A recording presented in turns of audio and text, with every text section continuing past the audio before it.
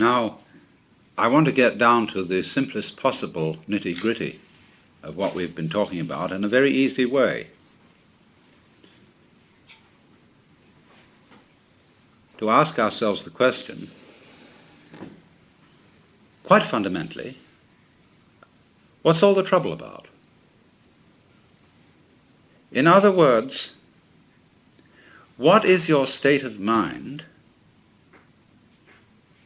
when you contemplate the possibility of everything becoming nothing? All right, so the universe is a transitory system, like a bubble, like smoke, like foam on the water. And so, how easy? Just go along with it, dissolve. So, what's the problem? Why don't we want to give up? What do we think we're going to get by holding on and by resisting the dissolution? Now, I'm not saying at the moment that, as I'm a sort of preacher, advocating giving up.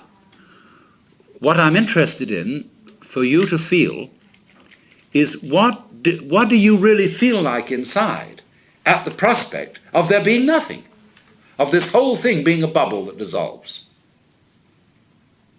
You see, about death, the reality of approaching death, people are apt to feel chilly, cold, lonely, scared because it's an unknown.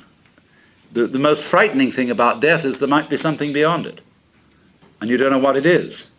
You remember facing the world as a child, or at any time, the world is full of threats, mostly from other people. And there are monsters. There are all sorts of things which scare you, but beyond every monster is death. Dissolution is the end of it all. And by and large, the art of government is to fill that void beyond death with threats of a rather unspecified nature, so that we can rule people by saying, if you don't do as I tell you, I'll kill you, or you'll kill yourself. And so long as we can be scared of that, and so long as we can be made to think of death as a bad thing, we can be ruled. And that is why no government likes mystics. Because if we define the mystic as the person who is no longer scared of death, because the mystic is, in the simplest possible language, the person who understands that you have to have nothing to have something.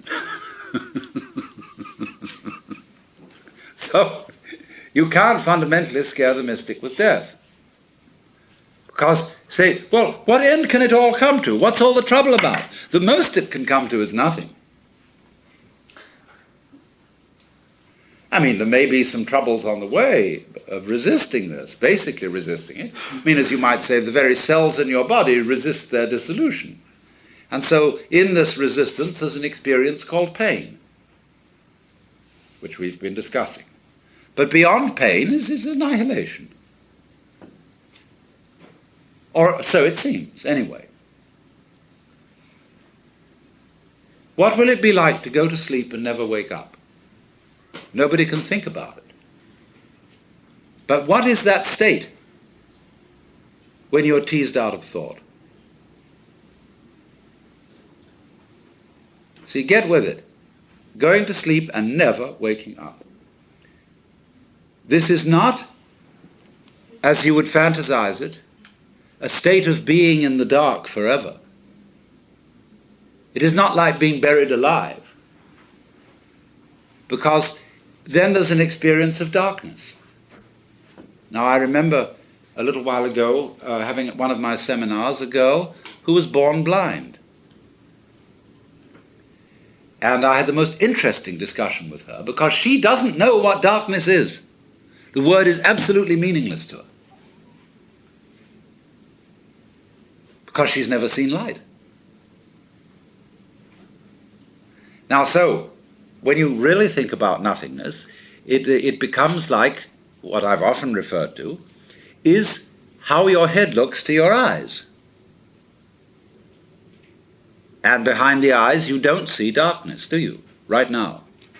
You're not aware of a contrast of light here and black there. Behind the visual field, this way, you can't see darkness. There is simply nothing conceivable at all. Neither darkness nor light. See? All right, so, might one venture to say almost that that area of blankness we call death is what lies behind the eyes. In other words, it is what we can't think about that's what's watching. In other words, the farthest we can go in thinking about nothing, you see, we get to the root of the matter. Let me put this in another way. The world is form. Now, you cannot look for the origin of form in form, because what you would get then would be a universe where you couldn't make out any form at all because there was so much of it. It would be like writing a letter on top of a newspaper and then putting a picture over that and then doing something else until there wasn't a single square millimeter of paper left, of blank paper. Nobody could read anything. But one can read, one can see form, one can see the world, simply because there's always emptiness behind it. So you see, in this way, emptiness being the mother of form. And you can always say, yes, only the form is there, that's all that's real. But that is only saying it's all that is figure. What about background? It always has to be there.